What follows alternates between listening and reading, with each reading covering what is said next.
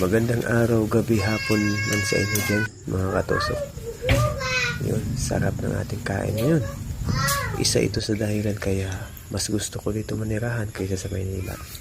Bukod sa libre na lahat yung ulam natin, ayan, isang masarap na kinilaw.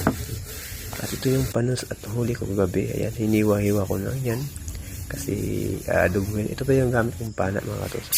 Ayan, bawang at saka luya at bombay. Ayan yung katusok. Ayan, ito pa sarap yung luto ko dyan para masarap yung kain namin. Yan mga dahilan, mga katusok, kaya mas gusto ko dito manirahan kaysa sa Maynila. Kasi bukod sa libre pa lahat ng mga ulam, may mga aliwalas pa ng mga hangin at makikita mo. Yan, ang sarap ito, mga katusok.